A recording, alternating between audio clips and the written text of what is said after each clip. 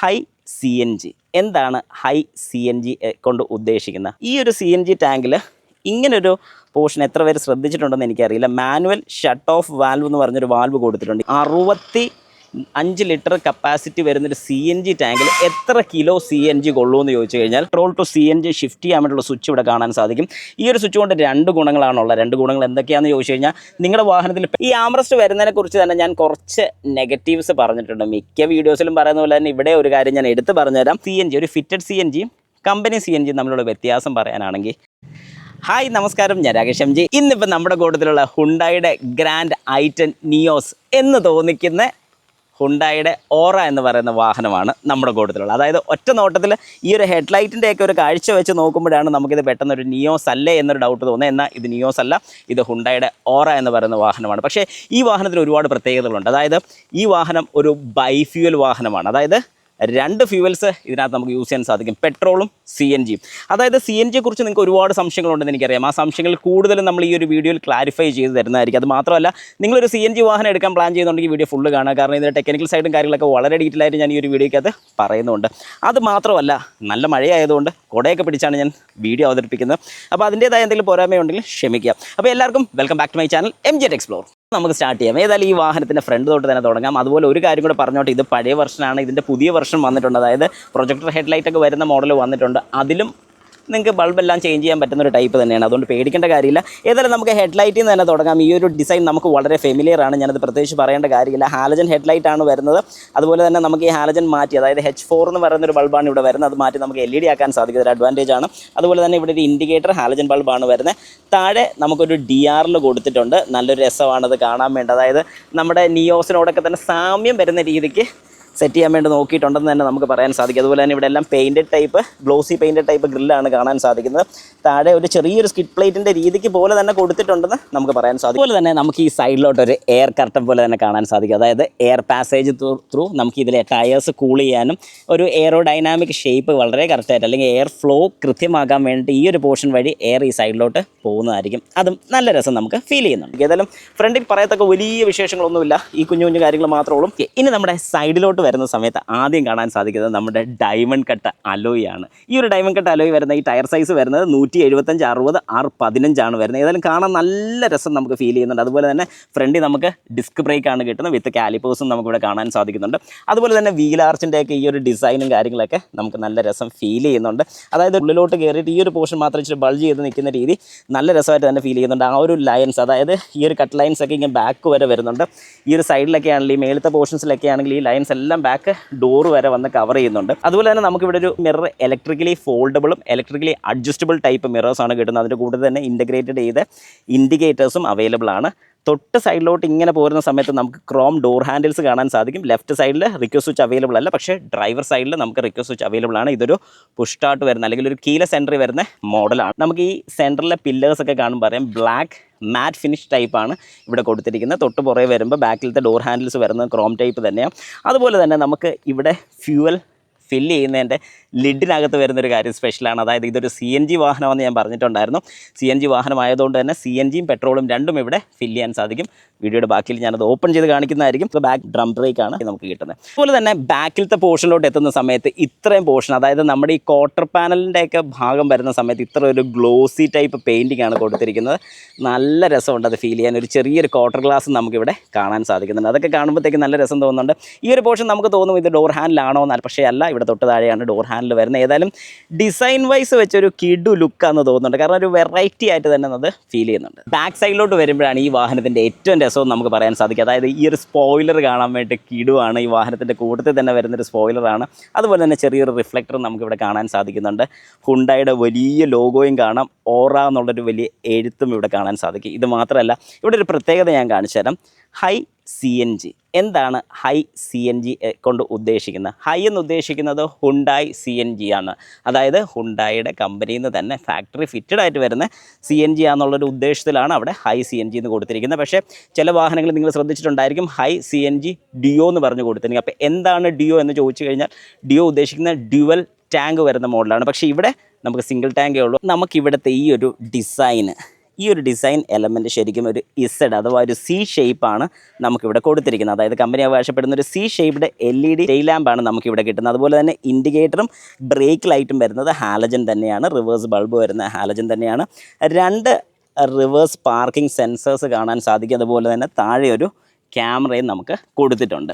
നമുക്കിവിടെ താഴെ ഒരു സ്കിഡ് പ്ലേറ്റ് കാണാൻ സാധിക്കും, നല്ല രസമുണ്ട്. ഡീഫോഗേഴ്സ് നമുക്ക് കാണാൻ സാധിക്കും. അതുപോലെ തന്നെ ഒരു ഷാർക്ക് ഫിൻ ആൻറ്റിനയും കിട്ടുന്നുണ്ട്. നമുക്കിവിടെ ഹൈ മൗണ്ട് സ്റ്റോപ്പ് ലാമ്പും കൊടുത്തിട്ടുണ്ട്.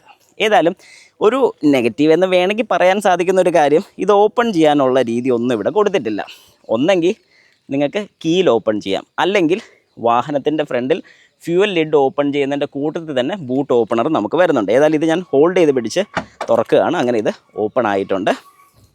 ഇതാണ് നമ്മുടെ ബൂട്ട് സ്പേസ്. ഈ ഒരു CNG ടാങ്കിൽ ഇങ്ങനൊരു പോർഷൻ എത്ര പേര് ശ്രദ്ധിച്ചിട്ടുണ്ടെന്ന് എനിക്കറിയില്ല. മാനുവൽ ഷട്ട് ഓഫ് വാൽവ് എന്ന് പറഞ്ഞൊരു വാൽവ് കൊടുത്തിട്ടുണ്ട്. ഇതാണ് ആ മാനുവൽ ഷട്ട് ഓഫ് വാൽവ്. ഈ ഒരു വാൽവ് ക്ലോസ് ആൻഡ് ഓപ്പൺ എന്ന് പറഞ്ഞ് കൊടുത്തിട്ടുണ്ട്. ഓപ്പൺ താഴോട്ടും മേലോട്ട് ക്ലോസും. അപ്പോൾ എന്തിനാണ് ഇങ്ങനൊരു വാൽവ് കൊടുത്തിരിക്കുന്നത് പറഞ്ഞാൽ, ഏതെങ്കിലും രീതിക്ക് ലീക്ക് കണ്ടിട്ടുണ്ടെങ്കിൽ നമുക്ക് അന്നേരം തന്നെ ഇത് മാനുവലായിട്ട് ഷട്ട് ചെയ്യാൻ സാധിക്കും, അതായത് ഓഫ് ചെയ്യാൻ സാധിക്കും. പക്ഷേ ഇതിൽ ശരിക്കും പറഞ്ഞു കഴിഞ്ഞാൽ ഏതെങ്കിലും രീതിക്ക് ലീക്ക് ഉണ്ടെന്നുണ്ടെങ്കിൽ അന്നേരം ഇത് ഓട്ടോമാറ്റിക്കായിട്ട് ഈ പറഞ്ഞൊരു ഫംഗ്ഷൻ അവിടെ നടക്കുന്നതായിരിക്കും. അതുകൊണ്ട് പിന്നെ പേടിക്കേണ്ട കാര്യമില്ല.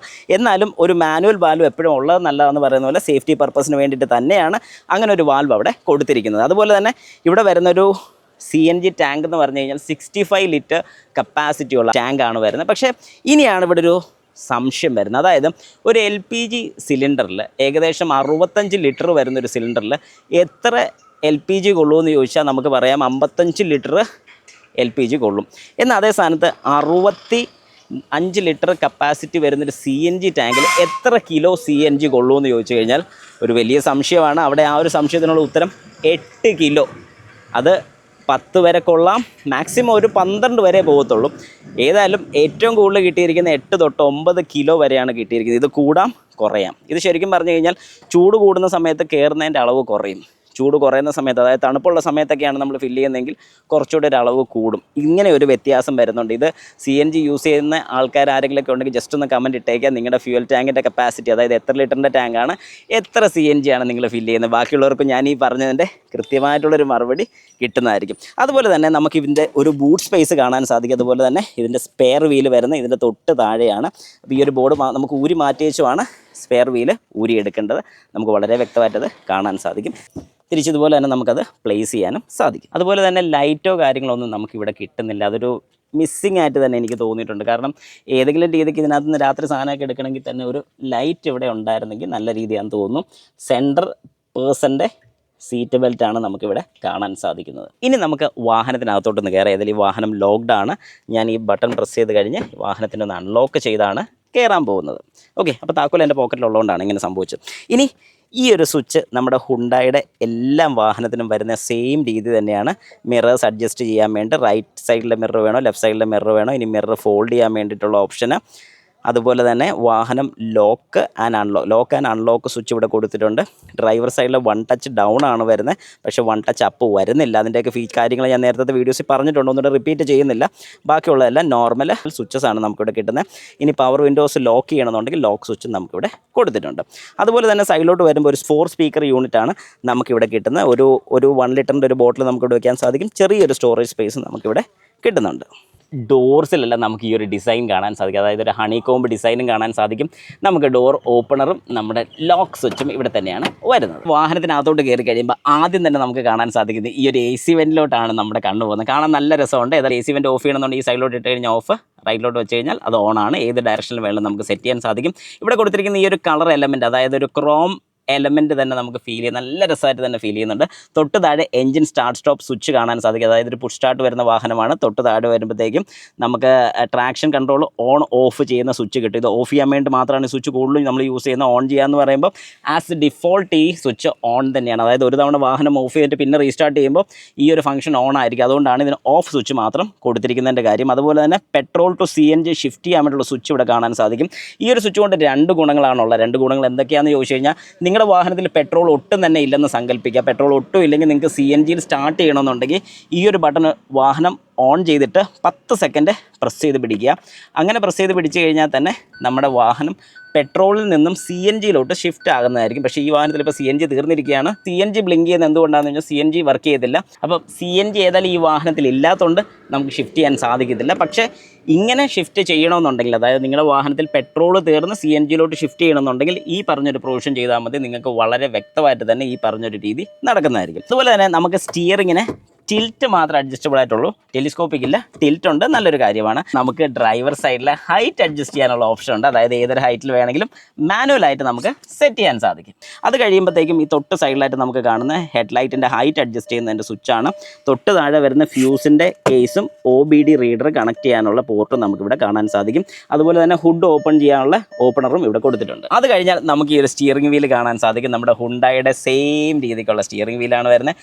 റൈറ്റ് സൈഡിൽ നമുക്ക് ക്ലസ്റ്റർ മീറ്ററിൻ്റെ സെറ്റിങ്സും കാര്യങ്ങളൊക്കെ കാണാൻ സാധിക്കും. ഏതായാലും ടയർ പ്രഷർ ഇവിടെ ഒരെണ്ണം ലോ ആയിട്ട് തന്നെ കാണിക്കുന്നുണ്ട്, അതുകൊണ്ടാണ് അത് ബ്ലിങ്ക് ചെയ്യുന്നത്. അതുപോലെ തന്നെ ബാക്കിയുള്ള ഡീറ്റെയിൽസ് എല്ലാം ഡ്രൈവർ സൈഡിലെ ഡോർ ഓപ്പൺ ആണ്. ഡോർ ഓപ്പൺ നമുക്ക് കാണാൻ സാധിക്കും. ഒരു ചെറിയ 3 ഇഞ്ചിൻ്റെ ഡിസ്പ്ലേ ആണ് നമുക്കിവിടെ കൊടുത്തിരിക്കുന്നത്. അതിനകത്ത് നമുക്ക് വളരെ കാര്യമായിട്ട് തന്നെ എല്ലാ ഡീറ്റെയിൽസും, അതായത് ഓരോ സെറ്റിങ്സും കാര്യങ്ങളൊക്കെ നമുക്ക് ഇവിടെ തന്നെ ചെയ്യാൻ സാധിക്കും.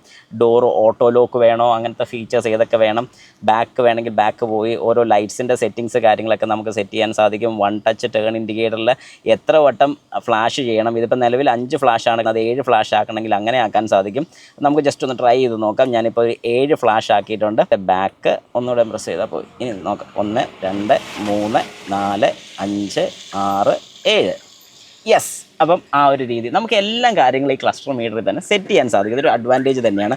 അത് കഴിഞ്ഞ് നമ്മുടെ ക്ലസ്റ്റർ മീറ്ററിലോട്ട് നോക്കുന്ന സമയത്ത് നമുക്ക് ഇവിടെ 2 ഫ്യൂവൽ ഗേജസ് കാണാൻ സാധിക്കും. ലെഫ്റ്റ് സൈഡിൽ വരുന്ന CNGയുടെ ഗേജും റൈറ്റ് സൈഡിൽ വരുന്നത് പെട്രോളിൻ്റെ ഗേജുമാണ്. അപ്പം രണ്ടിൻ്റെ ഗേജ് സെപ്പറേറ്റ് ആയിട്ട് ഉള്ളതുകൊണ്ട് തന്നെ നമുക്ക് വളരെ വ്യക്തമായിട്ട് മനസ്സിലാക്കാൻ സാധിക്കും ഈ വാഹനത്തിൽ ഇപ്പം CNG ഇല്ല. അതുപോലെ തന്നെ ലെഫ്റ്റ് സൈഡിലോട്ട് വരുമ്പോൾ നമുക്ക് ഇവിടെ ഒരു 8 ഇഞ്ചിൻ്റെ ടച്ച് സ്ക്രീനാണ് നമുക്ക് വരുന്നത്. ഇൻഫർടൈൻമെൻറ്റ് സിസ്റ്റമാണ് വരുന്നത്. ഒരുപാട് ഫീച്ചേഴ്സ് ഉണ്ടെന്ന് ഞാൻ പറയത്തില്ല, പക്ഷേ അത്യാവശ്യം വേണ്ട ഫീച്ചേഴ്സ് ഉണ്ട്. ആൻഡ്രോയിഡ് ഓട്ടോയും ആപ്പിൾ കാർപ്ലേയും നമുക്ക് വയർഡായിട്ട് കണക്ട് ചെയ്യാൻ സാധിക്കും.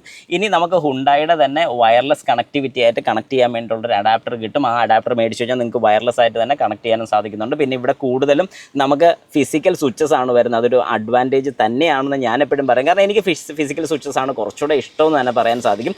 എന്നാൽ ഇപ്പോൾ അഡ്വാൻസ്ഡ് ആയിക്കൊണ്ടിരിക്കുമ്പോൾ നമ്മളും മാറണമെന്ന് പറയുന്നതുകൊണ്ട് തന്നെയാണ് ഞാനും മാറി തുടങ്ങുന്നതെന്ന് പറയാം. അതുപോലെ തന്നെ AC വെൻ്റ് നമുക്ക് ഓൺ ഓഫ് ചെയ്യാനുള്ള ഓപ്ഷൻ ഉണ്ട്. നടുക്കൊരു ഹസാർഡ് സ്വിച്ച് കാണാൻ സാധിക്കുന്നുണ്ട്. അതുപോലെ തന്നെ AC-യുടെ ഫുൾ കൺട്രോൾ, ഇതെല്ലാം മാനുവലാണ് വരുന്നത്. പക്ഷേ ഇപ്പം വരുന്ന പുതിയ മോഡലിന് ഇതെല്ലാം ഓട്ടോമാറ്റിക് ആയിട്ടുണ്ട്. അതായത് ഓട്ടോ ക്ലൈമറ്റ് കൺട്രോൾ ആയിട്ടുണ്ട്.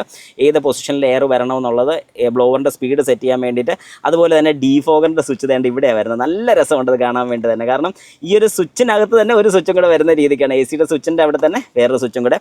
അതുപോലെ തന്നെ ടെമ്പറേച്ചർ കൺട്രോൾ ചെയ്യാൻ വേണ്ടിയുള്ള switch, AC on off switch നമുക്കിവിടെ കിട്ടുന്നുണ്ട്. ഇൻസൈഡ് ഔട്ട്സൈഡ് സർക്കുലേഷൻ, ഇതിപ്പോൾ ഇൻസൈഡ് സർക്കുലേഷൻ ഓൺ ആണ്, അത് ഓഫ് ആക്കണമെങ്കിൽ അങ്ങനെ ഓഫ് ചെയ്യാൻ സാധിക്കും. അതുപോലെ തന്നെ ഒരു charging port, C type charging port നമുക്കിവിടെ കിട്ടുന്നുണ്ട്. 12 വോൾട്ട് 120 വാട്ട്സ് നമുക്ക് എടുക്കാൻ പറ്റുന്ന ഒരു ചാർജിംഗ് പോർട്ട്. അതുപോലെ തന്നെ ഇതൊരു വയർലെസ് ചാർജർ നമുക്ക് അഡീഷണൽ ആയിട്ട് ഹുണ്ടായി തന്നെ പ്രൊവൈഡ് ചെയ്യുന്നുണ്ട്. നമുക്കിവിടെ ഫിറ്റ് ചെയ്യാൻ വേണ്ടി സാധിക്കും. ഇതിൽ നിന്ന് തന്നെയാണ് കണക്ഷൻ എടുക്കുന്നത്. അതുപോലെ തന്നെ USB-A ടൈപ്പ് നമുക്ക് കാണുന്നുണ്ട്. നമുക്ക് ഇതിലോട്ട്, അതായത് ഇൻഫർടൈൻമെൻറ്റ് സിസ്റ്റത്തിലോട്ട് കണക്ട് ചെയ്യാൻ വേണ്ടിയിട്ടാണ്. ഒരു ചെറിയൊരു സ്റ്റോറേജ് സ്പേസ് ഉണ്ട്. ഒരു 5 സ്പീഡ് മാനുവൽ ട്രാൻസ്മിഷനാണ് ഇപ്പോൾ നമ്മുടെ കൂട്ടത്തിലുള്ള. അതുപോലെ തന്നെ 2 കപ്പ് ഹോൾഡേഴ്സ് നമുക്കിവിടെ കാണാൻ സാധിക്കും. ഒരു ചെറുതും ഒരു വലുതുമാണ് നമുക്കിവിടെ കാണാൻ സാധിക്കുന്നത്. ഇവിടെ എന്തെങ്കിലും ചെറിയ നമ്മുടെ താക്കോലോ അങ്ങനെ എന്തെങ്കിലുമൊക്കെ ഇടണമെന്നുണ്ടെങ്കിൽ അങ്ങനെ ഇടാൻ സാധിക്കും. ഒരു ഹാൻഡ് ബ്രേക്ക് യൂണിറ്റ് നമുക്കിവിടെ കൊടുത്തിട്ടുണ്ട്. ഹെഡ്ലൈറ്റ് നമുക്ക് ഓട്ടോ ഫീച്ചറൊന്നും വരുന്നില്ല. Normal park, headlight on. ഇനി ഹൈ ഇടണമെന്നുണ്ടെങ്കിൽ താഴെ ഹൈ ബീം ഇടാൻ സാധിക്കും. അതുപോലെ തന്നെ ലെഫ്റ്റ് സൈഡിൽ നമുക്ക് വരുന്ന സമയത്ത് നമ്മുടെ വൈപ്പേഴ്സിൻ്റെ മാത്രം കൺട്രോൾസ് ആണ് നമുക്കിവിടെ കിട്ടുന്നത്. നമുക്കൊരു സൺവൈസർ വരുന്നുണ്ട്. സൺവൈസറിൽ ഒന്നുമില്ല. എന്തെങ്കിലും ടിക്കറ്റ് ഹോൾഡേഴ്സ് പോലത്തെ എന്തെങ്കിലും ഇതിനകത്തോട്ട് കയറ്റി വെക്കാൻ പറ്റുന്ന രീതിക്ക് അതുകൊണ്ട് ഇവിടെ നമുക്ക് കാണാൻ സാധിക്കും. അത് മാത്രം വരുന്നുള്ളൂ. അതുപോലെ തന്നെ ഒരു റൂഫ് ലാമ്പ് വരുന്നുണ്ട്. ഹാലജൻ തന്നെയാണ്, LED ആക്കായിരുന്നത് നല്ലതെന്ന് ഒരു സജഷൻ. ഇവിടെ ഒരു മൈക്കും നമുക്ക് കാണാൻ സാധിക്കും. അതുപോലെ തന്നെ manually dimming type rear view മിററും നമുക്കിവിടെ കൊടുത്തിട്ടുണ്ട്. ഓക്കെ, അപ്പം നമുക്കിനി ഡ്രൈവർ സൈഡിലോട്ട് ഇരിക്കുന്ന സമയത്ത് ആദ്യം തന്നെ നമ്മൾ സ്ഥിരം നോക്കുന്നൊരു കാര്യം, ഗ്ലോ ബോക്സ് തുറക്കുന്നു. ഈശ്വര കാലേ മുട്ടി. ഓക്കെ, ഇനി ഇത് ബാക്കിലോട്ട് നാക്കി നോക്കാം. അയ്യോ, ഒത്തിരി ബാക്കിലോട്ട് പോകാനുണ്ടായിരുന്നല്ലേ. ഓക്കെ, ശരി, ഏതായാലും കുഴപ്പമില്ല. അത്യാവശ്യം നല്ല രീതിക്ക് പുറകോട്ട് പോയിട്ടുണ്ട്. എനിക്ക് നോർമലായിട്ട് ഇരിക്കാൻ ഇത് ഓക്കെയാണ്. ഇപ്പം തന്നെ ഇത് കൂടുതലാണ്, പക്ഷേ കാല് മുട്ടാത്ത രീതിയിൽ സെറ്റ് ചെയ്തിട്ടിരിക്കുകയാണ്. അപ്പോൾ അതായത് എനിക്ക് നല്ല രീതിക്ക് ലെഗ് റൂം ഞാൻ ഇവിടെ എടുക്കുന്നുണ്ട്. ഓക്കെ, ഇവിടെ എന്തുകൊണ്ട് ലെഗ് റൂം ഞാൻ കൂടുതൽ എടുക്കുമെന്ന് ചോദിച്ചാൽ ബാക്കിലത്തെ സ്പേസും കൂടെ ഒന്ന് കൃത്യമായിട്ട് അറിയാൻ വേണ്ടിയിട്ടാണ്. അതുപോലെ തന്നെ ഞാൻ നേരത്തെ അവിടെ കാണിച്ചതുപോലെ തന്നെ AC വെൻ്റ് കിടുവാണ്. ലോക്ക് ചെയ്യാനുള്ള ഓപ്ഷനും കാര്യങ്ങളൊക്കെ ഇങ്ങനെ കിട്ടുന്നുണ്ട്.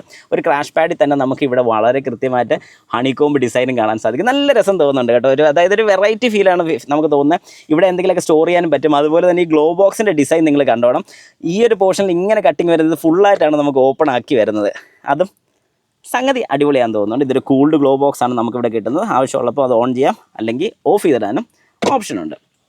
ഇവിടുന്ന് തന്നെ ഇവിടെ എല്ലാം ആ പറഞ്ഞ ഡിസൈനൊക്കെ നമുക്കിവിടെ കിട്ടുന്നുണ്ട്. ഹണികോംബ് ഡിസൈൻ ഇവിടെ എല്ലാം നമുക്ക് കിട്ടുന്നുണ്ട്. കാണാൻ നല്ല രസമായിട്ട് ഫീൽ ചെയ്യുന്നുണ്ട്. അതുപോലെ തന്നെ നമുക്കൊരു മിറർ ഇവിടെ കിട്ടുന്നുണ്ട്. ഹായ്, അവിടെ എന്നെ കാണാനും സാധിക്കുന്നുണ്ട്. ഏതായാലും സംഗതി കിടുവാണ്. ഓക്കെ, ഇനി നമുക്ക് ബാക്ക് സൈഡിലോട്ട് ഇരിക്കാം. അതുപോലെ ഒരു കാര്യം കൂടെ പറയാൻ വിട്ടുപോയി, ഇതൊരു 6 എയർ ബാഗ് ആണ് വരുന്നത്. അതായത് സേഫ്റ്റിയുടെ കാര്യത്തിൽ ഒരു കോംപ്രമൈസും ഉണ്ടായി ഓറയ്ക്ക് കൊടുത്തിട്ടില്ല. അതുപോലെ തന്നെ ഇതിനകത്ത് 6 എയർ ബാഗ് വരുന്നുണ്ട്. ഞാൻ പറഞ്ഞല്ലോ 2 ഡ്രൈവർ സൈഡിലെ സീറ്റുകളിൽ, ഡ്രൈവർ സൈഡിലെ seat, co driver seat, driver സൈഡിൽ എയർ ബാഗ് വരുന്നുണ്ട്, കോ ഡ്രൈവർ സൈഡിൽ എയർ ബാഗ് വരുന്നുണ്ട്, 2 കട്ടൺ എയർ ബാഗ്സും കൂടെ കൂട്ടിയാണ് 6 എയർ ബാഗ് വരുന്നത്. നമുക്കിനി ബാക്ക് സൈഡിലോട്ടൊന്ന് ഇരുന്ന് നോക്കാം. ഓക്കെ, ഏതായാലും ബാക്ക് സൈഡിലോട്ട് ഇരിക്കുകയാണെങ്കിൽ ഞാൻ പറഞ്ഞ പോലെ ഈ ഒരു സീറ്റ് മാക്സിമം ബാക്കിലോട്ടാണ് ഇറക്കിയിട്ടിരിക്കുന്നത്. അപ്പോൾ തന്നെ ഈ ഒരു പോർഷൻ ഇത്രയും സ്കൂപ്പ് ചെയ്തുകൊണ്ടാണ് എനിക്ക് നല്ല രീതിക്ക് ഇരിക്കാൻ സാധിക്കുന്നത്. തൈ സപ്പോർട്ടും കൊള്ളാം, അടിപൊളിയാണെന്ന് ഞാൻ പറയും. കാരണം ഒട്ടും മോശമല്ല എന്നോ ഭയങ്കര ഒരു കുമ്പും പറയത്തില്ല, പക്ഷേ ഡീസൻറ്റ് തൈ സപ്പോർട്ട് നമുക്കിവിടെ കിട്ടുന്നുണ്ട്. അതുപോലെ തന്നെ ലെഗ് റൂമും കിട്ടുന്നുണ്ട്, നല്ലൊരു കാര്യമാണ്. അതുപോലെ തന്നെ ഈ ഒരു പോർഷൻ നമുക്ക് നോക്കാമെന്നുണ്ടെങ്കിൽ ഇവിടെ ഒരു 1 ലിറ്ററിൻ്റെ ബോട്ടിൽ മാക്സിമം നമുക്ക് ഹോൾഡ് ചെയ്യാൻ സാധിക്കും. സൈഡിൽ എന്തെങ്കിലുമൊക്കെ വെക്കണമെന്നുണ്ടെങ്കിൽ അങ്ങനെ വെക്കാനും സാധിക്കുന്നുണ്ട്. അതുപോലെ തന്നെ പവർ വിൻഡോ അഡ്ജസ്റ്റ് ചെയ്യാനും സാധിക്കും. ലോക്ക് ഇവിടെ കാണാൻ സാധിക്കും. ഇവിടെ ഒരു ഹാൻഡിലും എനിക്ക് കൊടുത്തിട്ടുണ്ട്. അതുപോലെ തന്നെ റൂഫ് ലൈറ്റ് ഇവിടെ നിന്ന് ആക്സസ് ചെയ്യാൻ വേണ്ടി ഒരു റൂഫ് ലൈറ്റ് ഇവിടെ കൊടുത്തിട്ടുണ്ട്. എന്തെങ്കിലും മാഗസീനോ വല്ലതൊക്കെ വെക്കണമെന്നുണ്ടെങ്കിൽ ചെറിയൊരു പോക്കറ്റ് ഇവിടെ കൊടുത്തിട്ടുണ്ട്. അതുപോലെ തന്നെ നമുക്കിവിടെ ഒരു AC വെൻറ്റ് കാണാൻ സാധിക്കും. കൺട്രോൾസ് ഒന്നുമില്ല, ഓഫ് ഓൺ പൊസിഷൻ മാത്രം നമുക്കിവിടെ കിട്ടുന്നുള്ളൂ. എന്നാലും നല്ലൊരു ഫീച്ചറാണെന്ന് ഞാൻ പറയും. അതുപോലെ തന്നെ താഴെ ഒരു 12 വോൾട്ടിൻ്റെ സോക്കറ്റ് നമുക്ക് കാണാൻ സാധിക്കും. അഡാപ്റ്റേഴ്സ് യൂസ് ചെയ്ത് നമുക്കിവിടെ എന്തെങ്കിലും കണക്ട് ചെയ്യാനും സാധിക്കുന്നുണ്ട്. അതുപോലെ തന്നെ നമുക്ക് ബാക്കിലത്തെ സീറ്റിൽ ഒരു ആംറസ്റ്റ് വരുന്നുണ്ട്, നല്ലൊരു ഫീച്ചറാണ്. പക്ഷേ ഈ ആംറസ്റ്റ് വരുന്നതിനെക്കുറിച്ച് തന്നെ ഞാൻ കുറച്ച് നെഗറ്റീവ്സ് പറഞ്ഞിട്ടുണ്ട്. മിക്ക വീഡിയോസിലും പറയുന്ന പോലെ തന്നെ ഇവിടെ ഒരു കാര്യം ഞാൻ എടുത്ത് പറഞ്ഞുതരാം. ആദ്യം തന്നെ ഒരു പോസിറ്റീവ് പറയാം. 2 കപ്പ് ഹോൾഡേഴ്സ് കിട്ടുന്നുണ്ട്. നടുക്ക് ആളില്ലെന്നുണ്ടെങ്കിൽ നമുക്ക് നല്ല കംഫർട്ടബിളായിട്ട് ഇരിക്കാനും സാധിക്കുന്നുണ്ട്. ഹെഡ് റെസ്റ്റ് അഡ്ജസ്റ്റബിൾ ആണ്, അതുകൊണ്ട് നമുക്ക് ഇഷ്ടമുള്ള രീതിക്ക് ഹെഡ് റെസ്റ്റ് സെറ്റ് ചെയ്യാൻ പറ്റും. അതായത് സെൻറ്ററിൽ ഇരിക്കുന്ന ആൾക്ക് ഹെഡ് റെസ്റ്റ് ഇല്ല. ഇനി സെൻറ്ററിൽ ഇരിക്കുന്ന സമയത്ത് ഒരു ഡ്രോബാക്ക് ഞാൻ പറഞ്ഞുതരാം. ഒരാൾ സെൻറ്ററിൽ ഇരിക്കുകയാണെങ്കിൽ ആ വ്യക്തിക്ക് കംഫർട്ടബിളായിട്ട് ഇരിക്കാൻ സാധിക്കത്തില്ല. അതായത് ബാക്ക് കുറച്ച് ഹാർഡാണ്. എന്തുകൊണ്ട് ഹാർഡാവുന്നു എന്ന് ചോദിച്ചു കഴിഞ്ഞാൽ ഈ പറയുന്ന ആംറസ്റ്റ് വരുന്നതുകൊണ്ട് തന്നെയാണ്. അത് ഈ ഒരു വാഹനത്തിൻ്റെ മാത്രമല്ല, മിക്ക വാഹനങ്ങളും നിങ്ങളൊന്ന് ശ്രദ്ധിച്ചാൽ മതി. ബാക്കിൽ ആംറസ്റ്റ് വരുന്ന വാഹനങ്ങളുടെ എല്ലാം സെൻറ്റർ സീറ്റ്, അതായത് ഈ ഒരു ബാക്കിലത്തെ സെൻറ്റർ സീറ്റ് കുറച്ച് ടൈറ്റ് ആയിരിക്കും. അതായത് ബാക്ക് പോർഷൻ കുറച്ച് ഹാർഡായിരിക്കും. അതേ സ്ഥാനത്ത് ഇവിടെയൊക്കെ നല്ല സോഫ്റ്റാണ്. ഏതായാലും ബാക്കിലൊരു ചെറിയൊരു പാർസൽ ട്രേ പോലെ തന്നെ നമുക്ക് കാണാൻ സാധിക്കും. അത്യാവശ്യം സാധനങ്ങളൊക്കെ വെക്കണമെന്നുണ്ടെങ്കിൽ ഇവിടെ ചെറിയ ചെറിയ സാധനങ്ങളൊക്കെ വെക്കാനും സാധിക്കും. നല്ലൊരു ഓപ്ഷനാണ്. ഇനി ഈ വാഹനത്തിൻ്റെ മെയിൻ ഭാഗം നമ്മുടെ എഞ്ചിൻ സൈഡ് ഒന്ന് കണ്ടു നോക്കാം. ബാ, അപ്പം നമുക്കിനി ഈ വാഹനത്തിൻ്റെ എഞ്ചിൻ റൂം ഒന്ന് കാണാം.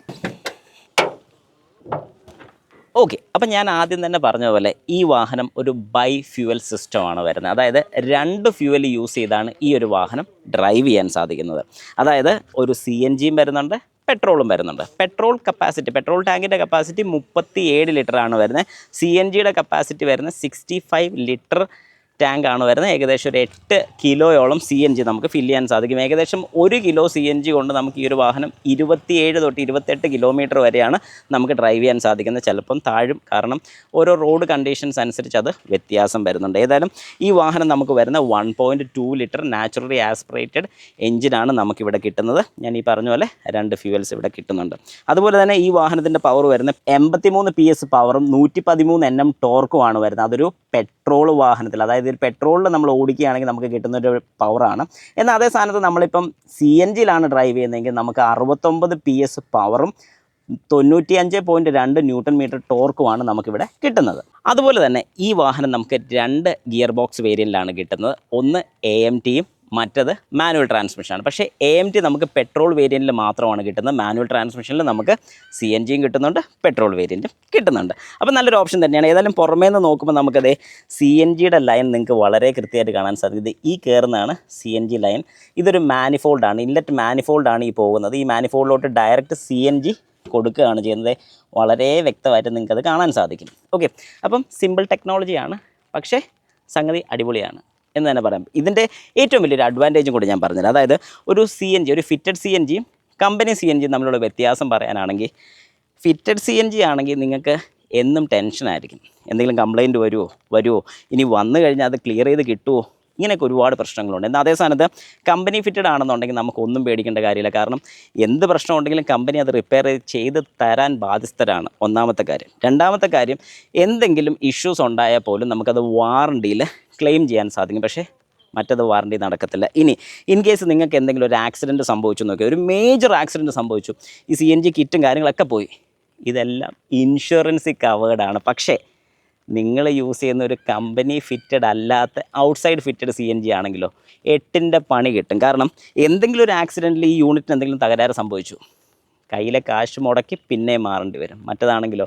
ഇൻഷുറൻസ് നിങ്ങൾക്ക് ക്ലെയിം ചെയ്യാൻ സാധിക്കും. അതൊരു വലിയൊരു അഡ്വാൻറ്റേജ് തന്നെയാണ് എന്ന് എനിക്ക് തോന്നിയിട്ടുണ്ട്. എനിക്ക് ജസ്റ്റ് തോന്നിയൊരു കാര്യമല്ല, വളരെ കൃത്യമായിട്ടുള്ളൊരു കാര്യം തന്നെയാണ് ഞാനിവിടെ പറയുന്ന കാര്യം. അപ്പോൾ ഈ ഒരു കാര്യം നിങ്ങൾ എപ്പോഴും ശ്രദ്ധിക്കുക. ഒരു CNG വാഹനം എടുക്കുന്ന സമയത്ത് എപ്പോഴും കമ്പനി ഫിറ്റഡ് CNG വാഹനങ്ങൾ തന്നെ എടുക്കാൻ ശ്രമിക്കുക. അതുപോലെ തന്നെ നമുക്കിവിടെ ഡ്യുവൽ VT ആണ് വരുന്നത്. അതായത് വേരിയബിൾ ടൈമിംഗ് വാൽവ് ട്രെയിനാണ് നമുക്ക് ഈ ഒരു മോഡൽസിൽ കിട്ടുന്നത്. അതായത് ലോ സ്പീഡിലൊക്കെ പോകുന്ന സമയത്ത് വാൽവിൻ്റെ ഓപ്പണിങ്ങും ക്ലോസിങ്ങിൻ്റെ ഒക്കെ ഡിഫറൻസ്, അതായത് വളരെ കുറച്ചാണ് അതിൻ്റെ ഓപ്പണിങ്ങും ക്ലോസിംഗ് ഒക്കെ ചെയ്യുന്നത്. അപ്പോൾ അങ്ങനെ വരുന്നതിൻ്റെ ഗുണം എന്താണെന്ന് ചോദിച്ചാൽ ഫ്യൂൽ എഫിഷ്യൻസിയും കിട്ടും, പവർ ലോസും വരാത്ത രീതിയിലാണ് ഈ ഒരു വാഹനം കൺസ്ട്രക്ട് ചെയ്തിരിക്കുന്നത്. പിന്നെ ഇതിൻ്റെ മെയിൻ ഒരു ഹൈലൈറ്റ് പറയാനാണെന്നുണ്ടെങ്കിൽ ഇതൊരു 4 സിലിണ്ടർ എഞ്ചിനാണ് വരുന്നത്. 4 സിലിണ്ടർ എഞ്ചിൻ്റെ അഡ്വാൻറ്റേജ് എപ്പോഴും നമുക്ക് പറയാൻ സാധിക്കുന്ന ഒരു കാര്യം, മെയിനായിട്ടുള്ളത് വൈബ്രേഷൻസ് ഇല്ല എന്നുള്ളത് തന്നെയാണ്. പവർ ലോസും നമുക്ക് ഉണ്ടാകുന്നില്ല. അത് ശരിക്കും ഈ ഒരു വാഹനം ഡ്രൈവ് ചെയ്യുമ്പോൾ നമുക്ക് ശരിക്കും അറിയാൻ സാധിക്കുന്ന ഒരു കാര്യമാണ്. കാരണം ഞാനൊരു 3 സിലിണ്ടർ വാഹനം യൂസ് ചെയ്യുന്ന ഒരു വ്യക്തിയാണ്. ഞാൻ ആ വാഹനം ഓടിച്ചതിന് ശേഷം ഈ ഒരു വാഹനത്തിലോട്ട് കയറുമ്പോൾ എനിക്ക് ശരിക്കും ആ ഒരു പവർ കൃത്യമായിട്ട് അറിയാൻ സാധിക്കുന്നുണ്ട്. അത് ഈ പറഞ്ഞൊരു കാര്യം നിങ്ങളിൽ ആരെങ്കിലും, അതായത് ഒരു 3 സിലിണ്ടർ വാഹനം യൂസ് ചെയ്യുന്ന ആരെങ്കിലും 3 സിലിണ്ടറും 4 സിലിണ്ടറും മാറി യൂസ് ചെയ്യുന്ന വ്യക്തികളുണ്ടെങ്കിൽ ജസ്റ്റ് ഒന്ന് കമൻറ്റ് ഇട്ടേക്ക്. ഞാൻ ഈ പറഞ്ഞ കാര്യം നിങ്ങൾക്ക് വളരെ കൃത്യമായിട്ട് ഫീൽ ചെയ്തിട്ടുണ്ടെങ്കിൽ മാത്രം. എൻജിൻ റൂം കാണുമ്പോഴത്തേക്കും വളരെ കൃത്യമായിട്ട് മനസ്സിലാവും. ബാറ്ററിയൊക്കെ അഴിച്ച് മാറ്റാനൊക്കെ വളരെ സിമ്പിളാണ്, വലിയ ബുദ്ധിമുട്ടൊന്നും വരുന്നില്ല. ബാറ്ററിയുടെ നെഗറ്റീവ് ടെർമിനലിൽ നിന്നുള്ള കണക്ഷൻസ്, അതുപോലെ തന്നെ നമുക്ക് ഇവിടെ ഫ്യൂസിൻ്റെ കേസ് കാണാൻ സാധിക്കും. എന്തെങ്കിലും മെയിൻ ആയിട്ടുള്ള ഫ്യൂസസും കാര്യങ്ങളൊക്കെ എല്ലാം ഇവിടെയാണ് വരുന്നത്. അതിൻ്റെ കൃത്യമായിട്ടുള്ള നമുക്കിവിടെ വിത്ത് ഡയഗ്രാമും കൂടുതലും കൊടുത്തിട്ടുണ്ട്. റിലേസ് കാര്യങ്ങളൊക്കെ ഏതാണെന്നുള്ളത് വളരെ വ്യക്തമായിട്ട് മനസ്സിലാവാനും അതുപോലെ തന്നെ ബാക്കിയുള്ള ഡീറ്റെയിൽസ് എല്ലാം കൊടുത്തിട്ടുണ്ട്. അപ്പോൾ എന്തെങ്കിലും രീതിക്ക് പ്രശ്നങ്ങൾ വരികയാണെങ്കിൽ ഇവിടെ വന്നൊന്ന് ഫസ്റ്റ് ചെക്ക് ചെയ്ത് നോക്കാം. അതിനുശേഷം വാഹനത്തിനകത്തും ഫ്യൂസ് കേസ് വരുന്നുണ്ട്, ആ ഫ്യൂസും കൂടെ ഒന്ന് ചെക്ക് ചെയ്ത് നോക്കുക. എന്തെങ്കിലും പ്രശ്നങ്ങളുണ്ടെങ്കിൽ നമുക്ക് സ്വന്തമായിട്ട് ചെയ്യാൻ പറ്റുന്ന കാര്യങ്ങളൊക്കെ ആണെങ്കിൽ സ്വന്തമായിട്ട് ചെയ്യാൻ ശ്രമിക്കുക. അപ്പോൾ നമുക്കൊരു ഡ്രൈവ് സ്റ്റാർട്ട് ചെയ്യാം. ആദ്യം തന്നെ ഈ വാഹനത്തിൻ്റെ ടയർ പ്രഷർ ഒരെണ്ണം കുറവുണ്ട്. അതായത് ലെഫ്റ്റ് സൈഡിൽ ഒരു 30 ഉണ്ട്. 30 കാണിക്കുന്നതുകൊണ്ടാണ് മിന്നിക്കൊണ്ട് നിൽക്കുന്നത്, അതായത് ബ്ലിങ്ക് ചെയ്യുന്നതും വാർണിംഗ് ലൈറ്റ് കാണിക്കുന്നത്. ഏതായാലും 30 ആയിട്ട് പിന്നെ പേടിക്കേണ്ട കാര്യമില്ല, ഡ്രൈവ് ചെയ്യാം, അതുകൊണ്ട് ടെൻഷനില്ല. ഏതായാലും ഞാൻ ഈ വാഹനം എടുക്കുകയാണ്. എനിക്ക് ഈ 4 സിലിണ്ടറിൻ്റെ ഏറ്റവും ഇഷ്ടപ്പെട്ടൊരു കാര്യം, ജെർക്കിങ്ങോ വൈബ്രേഷൻസോ ഒട്ടും തന്നെ ഇല്ല. അതായത് ഒരു കയറ്റം കയറുകയാണെങ്കിലും ഫസ്റ്റ് ഗിയറിൽ അല്ലെങ്കിൽ സെക്കൻഡിലൊക്കെ ആണെങ്കിലും വെച്ചിട്ട് കയറ്റം ഒരല്പം റേസ് ചെയ്ത് കയറ്റിയാൽ പോലും വേറെ ഇഷ്യൂസോ കാര്യങ്ങളോ ഒന്നും തന്നെ വരുന്നില്ല. അത് ശരിക്കും പറഞ്ഞാൽ ഒരു 4 സിലിണ്ടറിൻ്റെ ഏറ്റവും വലിയൊരു അഡ്വാൻറ്റേജ്. അത് എത്ര പറഞ്ഞാലും മതിയാവത്തില്ല, അത് യൂസ് ചെയ്യുന്നവർക്ക് വളരെ കൃത്യമായിട്ട് മനസ്സിലാവുന്നതായിരിക്കും. ഓക്കെ, എന്തെങ്കിലും ആയിക്കോട്ടെ, നമ്മൾ ഏതായാലും ഈ വാഹനം ഒന്ന് ഡ്രൈവ് ചെയ്യുകയാണ്. ഇതിനകത്ത് ഹിൽ സ്റ്റാർട്ട് അസിസ്റ്റ് കാര്യങ്ങളൊക്കെ എങ്ങനെയുണ്ടെന്നുള്ളത് നമുക്കൊന്ന് ജസ്റ്റ് ചെക്ക് ചെയ്ത് നോക്കാം. ആദ്യം തന്നെ നമ്മൾ സ്ഥിരം ഡ്രൈവ് ചെയ്യുന്ന റോഡിൽ കൂടെയാണ് ഞാൻ പോകുന്നത്. കുത്തനെയുള്ള ഈ ഒരു കയറ്റത്തിലോട്ട് കയറ്റാം. അപ്പോൾ ആദ്യം തന്നെ ഞാൻ റിവേഴ്സ് എടുക്കട്ടെ. റിവേഴ്സിൽ ഹിൽ ഹോൾഡ് അസിസ്റ്റ് ഉണ്ടോ എന്ന് നമുക്ക് ആദ്യം നോക്കാം. അപ്പോൾ ആദ്യം ഞാനിപ്പോൾ ഒന്ന് ബ്രേക്ക് ചെയ്യാണ്. ഈ വാഹനം ബ്രേക്ക് ചെയ്തു, ബ്രേക്ക് ചെയ്യുന്ന കാലെടുത്തു, ദേ വാഹനം നിൽക്കുകയാണ്, അതായിട്ട് റോൾ ചെയ്യുന്നില്ല. പക്ഷേ ഒരു 3 സെക്കൻഡ് കഴിയുമ്പോൾ നോർമൽ റോൾ ചെയ്യും, കുഴപ്പമില്ല. അപ്പോൾ സംഗതി അടിപൊളിയാണ്. ഞാൻ ഒന്നുകൂടെ റിവേഴ്സ് എടുത്തു, ഈ കയറ്റം കയറാൻ വേണ്ടി പോവാണ്. നോക്കിക്കോണം, കയറ്റം കയറി. ഇനി ഞാൻ ബ്രേക്ക് അപ്ലൈ ചെയ്തു, ബ്രേക്കിൽ നിന്ന് കാലെടുത്തു, 1 2 3, യെസ്. അപ്പം ഈ പറയുന്ന പോലെ ഹിൽ ഹോൾഡ് അസിസ്റ്റ് തന്നെയാണ് നമുക്കിവിടെ കിട്ടുന്ന. പല പേരുകളിൽ ഇത് അറിയപ്പെടുന്നു എന്ന് പറഞ്ഞാലും സംഗതി ഒന്ന് തന്നെയാണ്. പിന്നെ അതുപോലെ തന്നെ ഡ്രൈവിംഗ് ടൈമിൽ എനിക്ക് ബാക്കിലത്തെ വിഷ്വൽസ് കാണണമെന്നുണ്ടെങ്കിൽ നമ്മൾ നേരത്തെ പറഞ്ഞ പോലെ DRVM ഇവിടെയുണ്ട്. നമുക്ക് ബാക്കിലത്തെ വിഷ്വൽസും കാര്യങ്ങളൊക്കെ വളരെ വൃത്തിയായിട്ട് കാണാൻ സാധിക്കും. കമ്പനി ഫിറ്റഡ് ആയിട്ടുള്ള റിവേഴ്സ് ക്യാമറ ആയതുകൊണ്ട് തന്നെ നമുക്ക് ബമ്പർ കാണാൻ പറ്റും. ബമ്പർ എന്തുകൊണ്ട് കാണുന്നു എന്ന് ചോദിച്ചു കഴിഞ്ഞാൽ, കൃത്യമായിട്ട് റിവേഴ്സ് എടുക്കണമെന്നുണ്ടെങ്കിൽ ബമ്പർ കാണാൻ സാധിക്കണം. ബമ്പർ കാണാൻ സാധിക്കുമെന്നുണ്ടെങ്കിൽ വളരെ കൃത്യമായിട്ട് നിങ്ങൾക്കൊരു വാഹനം പാർക്ക് ചെയ്യാൻ സാധിക്കും. അല്ലാത്ത പക്ഷം വാഹനം പാർക്ക് ചെയ്തിട്ട് പുറകെ പോയി നോക്കുമ്പോൾ ഇഷ്ടം പോലെ സ്പേസ് ആയിരിക്കും കിടക്കുന്നത്. അത് വരാതിരിക്കാൻ വേണ്ടി ഈ ഒരു കാര്യം നല്ലതാണ്. പിന്നെ ഓവറോൾ ഈ വാഹനത്തിൻ്റെ സസ്പെൻഷൻ സൈഡ് നോക്കുകയാണെങ്കിൽ കിടുവാന്ന് എനിക്ക് തോന്നിയിട്ടുണ്ട്. കാരണം ഈ റോഡിലൊക്കെ സാധാരണ ഞാൻ പോകുമ്പോൾ നന്നായിട്ട് ചാടി പോകുന്നതാണ്. കാരണം നമ്മൾ സ്ഥിരം പല വാഹനങ്ങളുമായിട്ട് ഈ ഒരു റോഡിൽ കൂടെ വരുന്നതാണ്. പക്ഷേ എനിക്കിവിടെ ഒത്തിരി ഇഷ്ടപ്പെട്ടു. വാഹനത്തിൻ്റെ സസ്പെൻഷൻ വളരെ സോഫ്റ്റാണ്.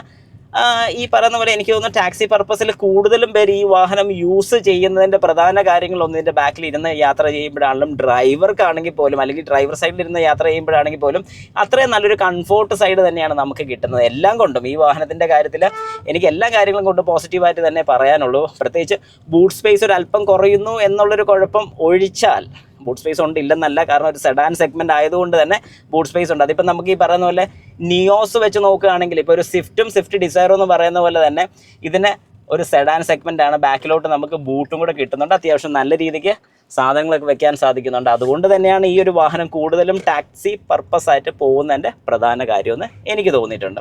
ഏതായാലും ഓവറോൾ ഡ്രൈവിങ്ങിൻ്റെ കാര്യത്തിൽ എനിക്ക് ഒരുപാട് ഇഷ്ടപ്പെട്ടു. ഞാൻ ഏകദേശം ഒരു 30-35 കിലോമീറ്ററിന് മേളിൽ ഈ വാഹനം ഇന്നിപ്പോൾ ഡ്രൈവ് ചെയ്തു. അൺഫോർച്ചുനേറ്റ്ലി CNG ഡ്രൈവ് ചെയ്യാൻ ഏതായാലും സാധിച്ചിട്ടില്ല, കാരണം CNG പമ്പിലോട്ട് പോകാൻ ഒത്തില്ല. കാരണം ഇവിടെയാണെങ്കിലും കുറച്ച് ദൂരെ CNG പമ്പ് ഉള്ളത്. അത് ഞാൻ പറഞ്ഞ ഒരു നെഗറ്റീവ് സൈഡ് തന്നെയാണ്. പല സ്ഥലങ്ങളിലും CNG ആയിട്ടില്ല. പക്ഷേ നിങ്ങളിപ്പം 3 വാഹനങ്ങളായിട്ട് കമ്പയർ ചെയ്യുകയാണ്, പെട്രോള്, CNG, ഇലക്ട്രിക് എന്ന 4 ആക്കാം, ഡീസൽ. ഈ 4 വേരിയൻറ്റ് നോക്കുകയാണെങ്കിൽ ഏതെടുക്കണമെന്ന് എന്നോട് ചോദിച്ചു കഴിഞ്ഞാൽ ഞാൻ ഉറപ്പായിട്ടും പെട്രോളേ പറയത്തുള്ളൂ. പിന്നെ നിങ്ങൾക്ക് ഡ്രൈവ് കൂടുതലുള്ളൊരു വ്യക്തിയാണ് ഏതെടുക്കണമെന്ന് ചോദിച്ചു കഴിഞ്ഞാൽ, അതായത് ഏകദേശം ഒരു വർഷത്തിൽ 15,000 കിലോമീറ്ററിന് മുകളിൽ ഓടുന്നൊരു വ്യക്തിയാണ് നിങ്ങളെങ്കിൽ നിങ്ങൾക്ക് ധൈര്യമായിട്ടൊരു CNG വാഹനം എടുക്കാം. എന്തുകൊണ്ട് ഇലക്ട്രിക് ഞാൻ പറയുന്നില്ലെന്ന് ചോദിച്ചാൽ, നിങ്ങൾക്ക് അതൊരു നിശ്ചിത പരിധി, അതായത് ഇത്രയും kilometre so and so drive ഉള്ളൊരു വ്യക്തിയാണെന്നുണ്ടെങ്കിൽ നിങ്ങൾ ഇലക്ട്രിക് എടുക്കുന്നതുകൊണ്ട് കുഴപ്പമില്ല. പക്ഷേ ഇലക്ട്രിക്കിന് ഒരുപാട് പരിധികളുണ്ട്. ആ ഒരു പരിധിക്കകത്ത് നിന്നുകൊണ്ട് മാത്രം നമുക്ക് ഓരോ കാര്യങ്ങളും ചെയ്യാൻ സാധിക്കത്തുള്ളൂ. അതിനപ്പുറത്തോട്ട് നമുക്ക് പോകാൻ സാധിക്കത്തില്ലെന്ന് എനിക്ക് പലപ്പോഴും തോന്നിയിട്ടുണ്ട്. പ്രത്യേകിച്ച് ചാർജിങ് ടൈം ഒരു വലിയൊരു കാര്യം തന്നെയാണ്. അതാണ് നമുക്ക് മെയിനായിട്ടൊന്ന് മനസ്സിലാക്കി എടുക്കേണ്ട ഒരു കാര്യം. അപ്പോൾ അതൊന്ന് ക്ലിയർ ചെയ്താൽ തന്നെ നമ്മുടെ പകുതി പ്രശ്നങ്ങളും തീരുന്നതായിരിക്കും. അതുപോലെ തന്നെ നമ്മൾ വാഹനം ഡ്രൈവ് ചെയ്യുമ്പോൾ വളരെ കൃത്യമായിട്ട് ഗിയർ ഷിഫ്റ്റിങ്ങും നമുക്ക് വളരെ വ്യക്തമായിട്ട് കാണിച്ചു തരുന്നുണ്ട്. അതായത് ഏകദേശം ഇപ്പം നമ്മളൊരു 3rd ഗിയറിൽ പോവുകയാണ്, 4th ഷിഫ്റ്റ് ചെയ്യാനുള്ള ടൈം ആയിട്ടുണ്ടെന്നുണ്ടെങ്കിൽ വളരെ കൃത്യമായിട്ട് തന്നെ നമുക്ക് ഇതിൽ കാണിക്കുന്നതായിരിക്കും. ഓക്കെ, അപ്പോൾ ഇതുപോലെ നമുക്ക് ഗിയർ ഷിഫ്റ്റിംഗ് വളരെ വൃത്തിയായിട്ട് കാണിക്കും. അതൊരു നല്ലൊരു പോയിന്റ് തന്നെയാണ്. അതുപോലെ തന്നെ ഗിയേഴ്സ് ഡൗൺ ചെയ്യാനും ഇതുപോലെ വളരെ വ്യക്തമായിട്ട് നമുക്ക് കാണിച്ചു തരുന്നതായിരിക്കും. അതും നമുക്കൊരു പോസിറ്റീവ് സൈഡായിട്ട് തന്നെ പറയാൻ സാധിക്കുന്നുണ്ട്. പിന്നെ എനിക്ക് തോന്നിയിട്ടുള്ളൊരു പേഴ്സണലായിട്ട് തോന്നിയൊരു കാര്യമാണ്, അതായത് വളരെ ഈ ഒരു സ്റ്റാർട്ടിങ് സ്റ്റേജിലൊക്കെ വാഹനം ഓടിക്കാൻ പഠിക്കുന്ന ആൾക്കാർക്ക് പോലും വളരെ വ്യക്തമായിട്ട് ഈ ഒരു വാഹനവും നിയോസും വളരെ സുഖമായിട്ട് കൊണ്ടു നടക്കാൻ സാധിക്കും. കാരണം ഇത് രണ്ടും വരുന്നൊരു സബ് 4 മീറ്റർ തന്നെയാണ്. ഈ ഒരു വാഹനം സെഡാൻ സെഗ്മെൻറ്റ് ആണെങ്കിൽ പോലും ഒരു സബ് 4 മീറ്ററിനകത്ത് തന്നെയാണ് ഈ വാഹനം നിൽക്കുന്നത്. അതൊരു വലിയൊരു അഡ്വാൻറ്റേജ് തന്നെയാണ്. കാരണം എന്താണെന്ന് പറഞ്ഞാൽ ടാക്സിൻ്റെ കാര്യത്തിൽ, ഇൻഷുറൻസിൻ്റെ കാര്യത്തിലൊക്കെ ഒരുപാട് വ്യത്യാസങ്ങൾ അതുകൊണ്ട് തന്നെ നമുക്ക് കിട്ടുന്നുണ്ട്. അതൊരു പോസിറ്റീവ് സൈഡ് തന്നെയാണ്. ഏതായാലും ഓവറോൾ ഈ വാഹനം കൊള്ളാം, അല്ലെങ്കിൽ നല്ലതാണെന്ന് തന്നെ ഞാൻ ഉറപ്പിച്ച് പറയും. പ്രത്യേകിച്ച് CNG വേരിയൻറ്റും കൂടെ ആയതുകൊണ്ട് നമുക്ക് 2 ഫ്യൂൽ ഓപ്ഷൻസ് ആണ് ഇവിടെ കിട്ടുന്നത്. പെട്രോളും അടിച്ച് യാത്ര ചെയ്യാം, CNG അടിച്ച് യാത്ര ചെയ്യാം. CNGയിൽ ഏകദേശം ഒരു 280 കിലോമീറ്ററൊക്കെ നമുക്കൊരു ഫുൾ ടാങ്കിൽ നമുക്ക് കിട്ടുന്നതാണ്. അതുപോലെ തന്നെ പെട്രോൾ 27 ലിറ്ററോളം നമുക്ക് കിട്ടുന്നുണ്ട്. അതും അത്യാവശ്യം നല്ലൊരു റേഞ്ച്. അപ്പോൾ രണ്ടും കൂടെ കൂട്ടിയാൽ തന്നെ നമുക്ക് ലോങ് ഒക്കെ ഡ്രൈവ് പോവുകയാണെങ്കിൽ ഇത് 2 ഫുൾ ടാങ്ക് ആണെങ്കിൽ ഒന്നും പേടിക്കേണ്ട, ധൈര്യമായിട്ട് പോയി വരാൻ സാധിക്കും.